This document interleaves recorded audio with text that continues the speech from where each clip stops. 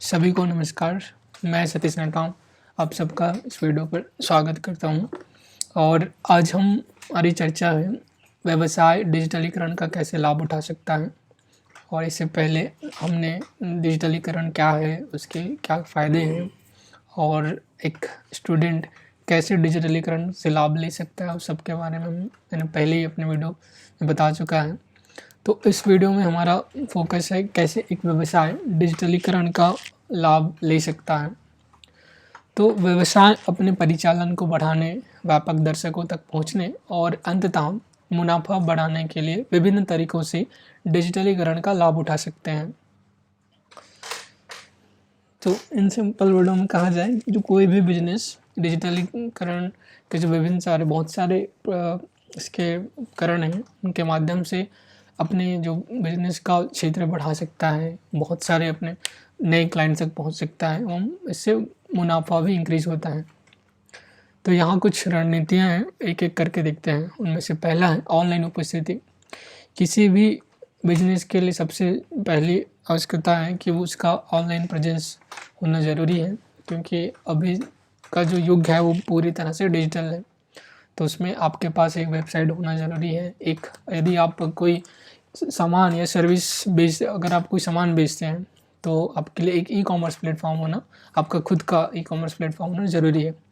तो वेबसाइट में होता क्या है, आप उत्पादों या सेवाओं को प्रदर्शित करने के लिए एक उपयोगकर्ता अनुकूल और देखने में आकर्षक वेबसाइट बनाएं।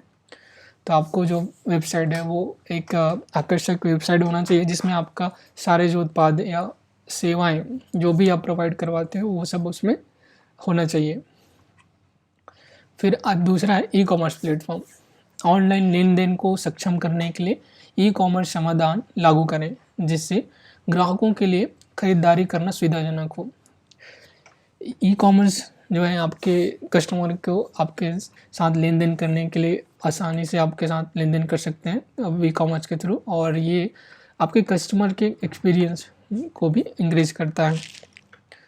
दूसरा विधि रणनीति है डिजिटल विपणन, डिजिटल मार्केटिंग कह सकते हैं। डिजिटल मार्केटिंग इसमें क्या होता है, आप विभिन्न digital platform, social media platform या फिर और भी डिजिटल टूल्स के माध्यम से आप अपने कस्टमर तक अपनी सेवाओं और अपने उत्पादकों का मार्केटिंग कर सकते हैं। तो सबसे पहला है उसमें सोशल मीडिया मार्केटिंग। इसमें उत्पादों और या सेवाओं को बढ़ावा देने और दर्शकों से जुड़ने के लिए फेसबुक, इंस्टाग्राम और ट्विटर जैसे प्लेटफॉर्म का उपयोग कर सकते हैं। खोज इंजन अनुकूल SEO, इसमें क्या होता है, अगर आप अच्छे से SEO अपनी वेबसाइट पर SEO का काम करते हैं रैंकिंग, तो खोज इंजन रैंकिंग और दृश्यता में सुधार के लिए ऑनलाइन सामग्री अनुकूल करें। अगर आपका SEO सही ढंग से मैनेज है तो आपका जो भी वेबसाइट होगा और अगर उससे रिलेटेड कोई भी अगर गूगल पे या कहीं पे सर्च में करता है तो SEO के माध्यम से आपका जो वेबसाइट होगा सबसे पहले पर रैंक होगा और कस्टमर, कोई भी नया कस्टमर आसानी से आपके वेबसाइट तक पहुंच सकते हैं। फिर तीसरा और मार्केटिंग का स्ट्रेटजी है, इसमें आप ईमेल मार्केटिंग भी कर सकते हैं, जिसमें सीधे संचार एवं प्रसार के लिए एक लक्षित ईमेल सूची बनाएं और बनाए रखें।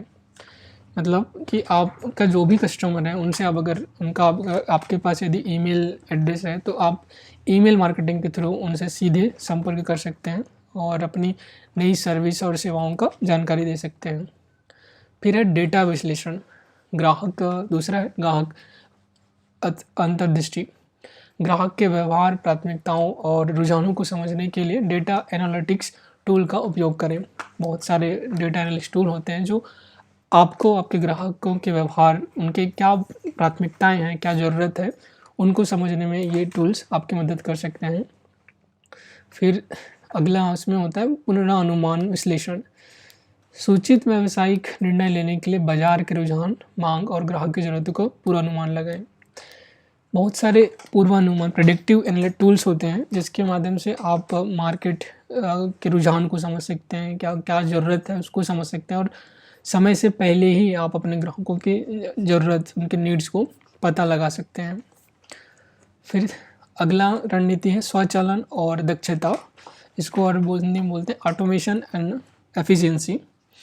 इसमें क्या होता है, आप जब भी आप अपने बहुत सारे कार्यों को ऑटोमेट कर सकते हैं शुरू डिजिटल टूल्स के माध्यम से, जो आपके काम में और एफिशिएंसी ला सकते हैं। आप इजीली अपने काम का जो गति है या फिर जिसको आप करने की क्षमता है उसको इंक्रीज कर सकते हैं। तो वर्क फ्लो स्वचालन, नियमित कार्यों को स्वचालित करने, मैनुअल प्रयासों को कम करने और दक्षता बढ़ाने के लिए उपकरण लागू करने। बहुत सारे सॉफ्टवेयर या फिर टूल्स होते हैं जिनके माध्यम से आप नियमित कार्यों को स्वचालित अपने आप ऑटोमेट कर सकते हैं। फिर है ग्राहक संबंध प्रबंधन, CRM। जो भी आपका ग्राहक से रिलेटेड जो उनके साथ जो संबंधित रहता है उसको मैनेज करने के लिए आप CRM टूल्स यूज़ कर सकते हैं, जिसमें ग्राहक इंटरेक्शन को प्रतिबंधित करने, लीड को ट्रैक करने और ग्राहक संतुष्टि में सुधार के लिए CRM सिस्टम का उपयोग करें। CRM सिस्टम का अगर आप यूज़ करते हैं तो आप कहीं न कहीं आप अपने जो ग्राहक की संतुष्टि है उसमें सुधार कर सकते हैं। आपके बिजनेस के साथ जो उनका कनेक्शन है, उनका जो भी लेन-देन है उसमें आप उनकी संतुष्टि में सुधार कर सकते हैं, क्योंकि ये जो CRM टूल है वो आपको उनका ट्रैक करने के लिए मदद करता है हर एक स्टेप को। अगला है मोबाइल एप्लीकेशन। आप मोबाइल एप्लीकेशन विकसित कर सकते हैं।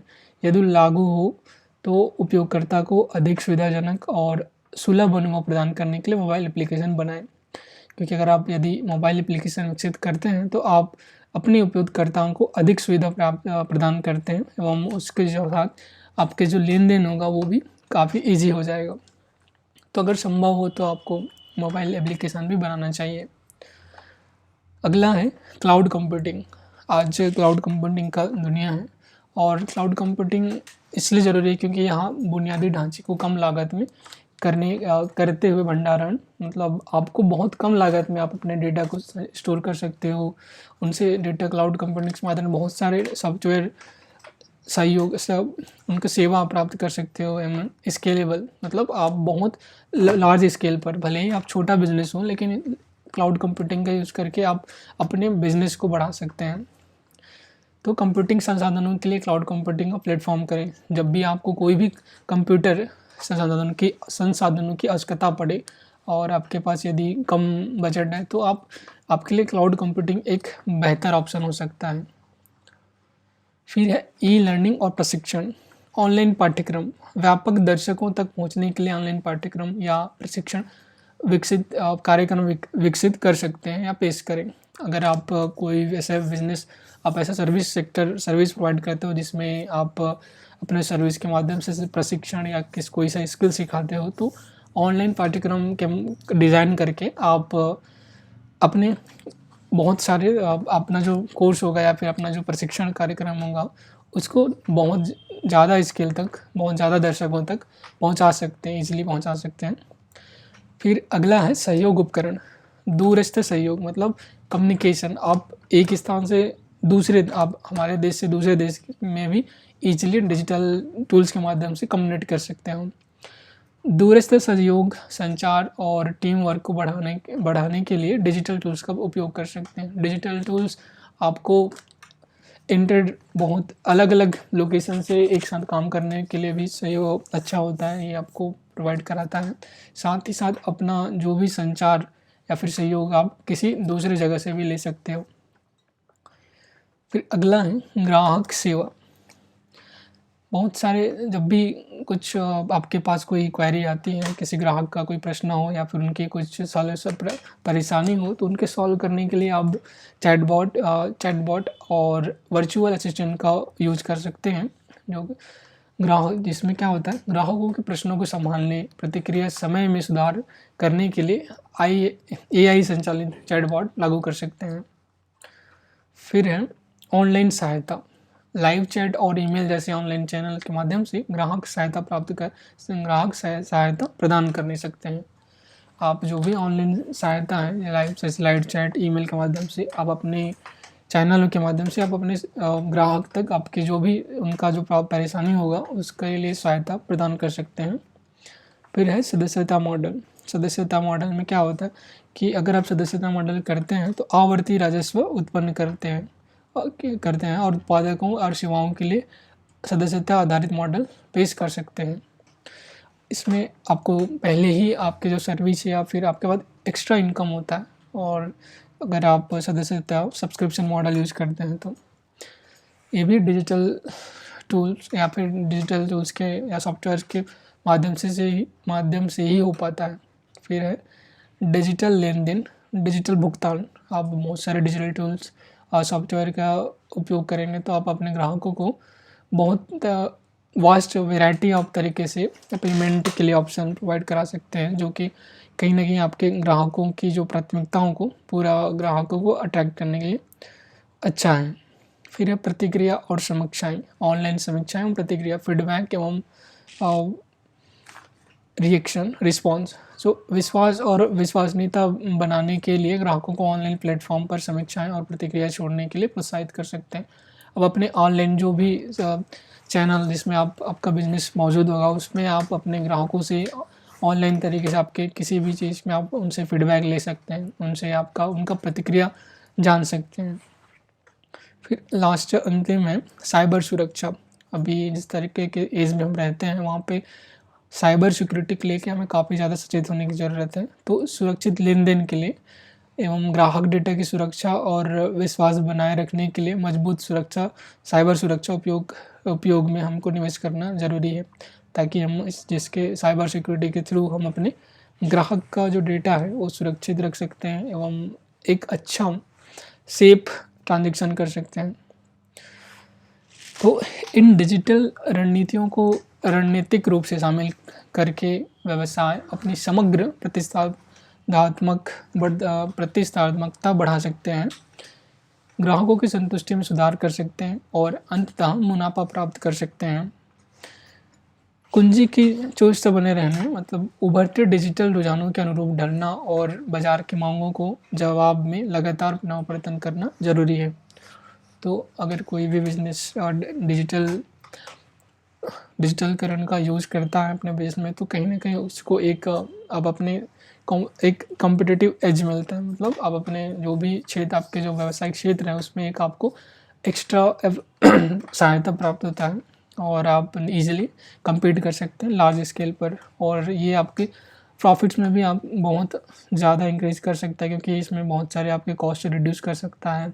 आपको बहुत ज़्यादा नंबर्स ऑफ कस्टमर तक अपने सर्विस या प्रोडक्ट सेल कर सकते हो, और कुछ आपके जो दैनिक रूटीन है उनको भी आप ऑटोमेट करके ऑटोमेशन के माध्यम से उसमें जो लगने वाला लेबर कॉस्ट है उसको आप डिक्रीज़ कर सकते हैं। तो इस तरह से देखा जाए तो डिजिटलीकरण का यूज़ करना बिज़नेस ओनर या बिज़नेस किसी भी व्यवसाय में बहुत ज़रूरी है।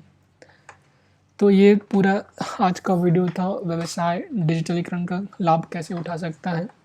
हम अगले वीडियो में हम देखेंगे डिजिटल ट्रांसफॉर्मेशन और या डिजिटल परिवर्तन के बारे में देखेंगे।